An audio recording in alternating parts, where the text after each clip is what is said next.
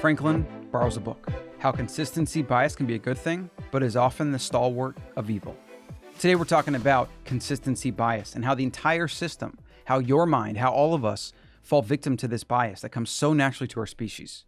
It's this idea that we say one thing or we do one thing, and then we try to stay true to that thing in the future.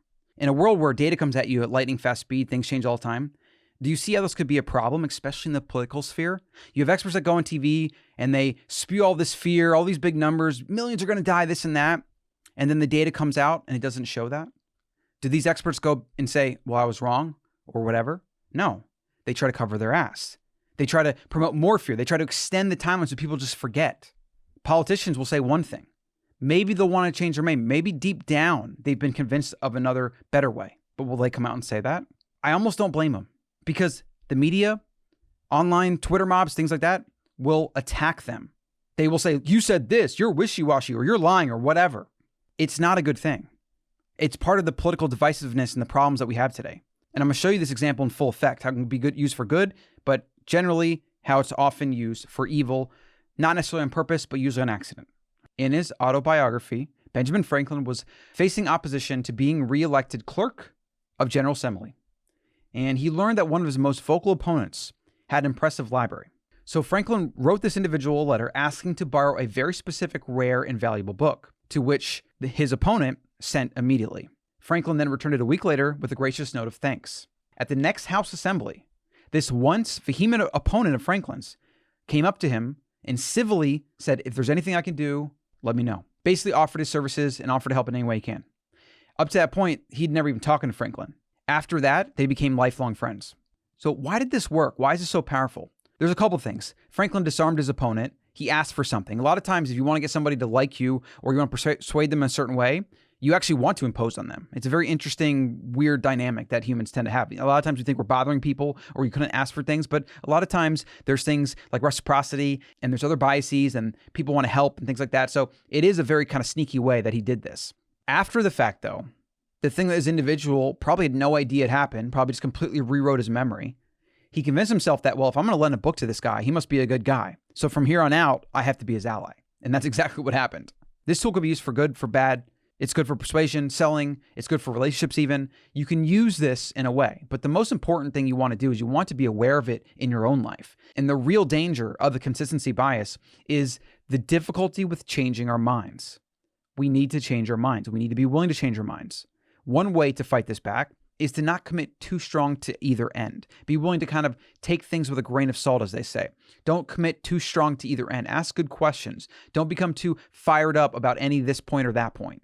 That's how you can avoid being too consistent and falling into dogma. We want to then also continually be asking yourself, am I being too dogmatic? Am I just doing this because I said I would do this? Do I really want to do this? Like, we have to continually reevaluate new information that comes in and where we are at in our life because things change. That's a reality. The only thing that is constant is actually change. The only thing in the universe that's constant is flux. And as we look at the political landscape, we see how this is a very dangerous proposition. We have a bunch of humans that go on media and they say and do things and they have to remain consistent. And that's why we have these very clear lines now and this divisive political landscape. That's not good for anybody. And this is why things don't change because it becomes us versus them, my ideas versus yours, I'm right, you're wrong, and nobody tries to meet in the middle. The middle is where change happens. The middle is where you find progress. But because of things like consistency bias and obviously confirmation bias and a bunch of other failings of the human mind, we end up with more tribalistic, divisive divide. We end up with polarization. And polarization, and the more we polarize, the closer we get to destruction. How do you think wars happen? People get further on their different ends. They get further bought in, dug into their ideology, and they don't meet in the middle.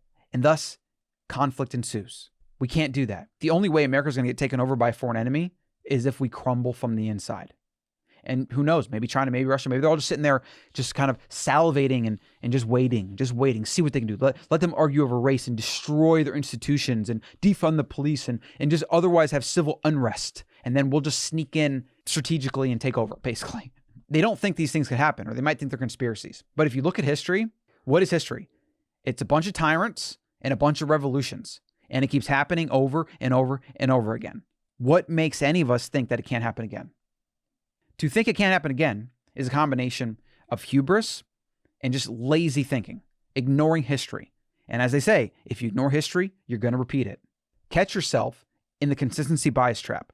Be willing to change your mind. Question your beliefs. You don't always have to go full cold turkey to the other side. Maybe you sprinkle in a little bit of objective counterpoints, and be very wary of the algorithms and the internet and the news and the media. These things are designed to manipulate you, to control you. And whether there's a bunch of conspiracies and they're doing it on purpose, or whether it's just an accident, sometimes I call them accidental conspiracies, because just a bunch of factors have come together and we have this world we have, where it's a divisive political landscape. The media sensationalize things. People read headlines. They don't even read the article. They don't look for actual data sources. They don't dig deep. So they end up believing just nonsense or half-truths. And this further polarizes our species. Focus on finding objective truth, questioning things. Read biographies, read history, read independent news sources. Ignore the mass media. Don't look at what politicians say on a screen. Look at their voting history. Look at the things they've actually done.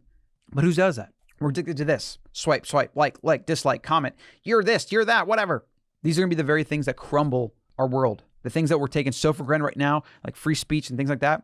The more SJWs take over, the more the thought police go around and cherry pick things and try to call you this or call you that. That's going to be the beginning of the end. Some say it's already the beginning of the end. Some say we're already living 1984. I kind of believe that we've started towards that path, to where even to think something that is counterintuitive to what the media tells you or the state tells you will be a crime, thought crimes.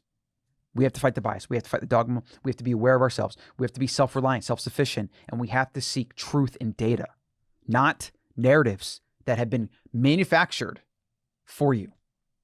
So if you want more of this, check out the Shut Up No One Cares, Get Back to Work podcast over at Colin.coach, as well as my other articles. I'll be spending a lot more time trying to highlight history so that we're not doomed to repeat it. And it will apply to something that you can use today to think better, to think for yourself, and to otherwise fight back the bad ideas and the bad dogma.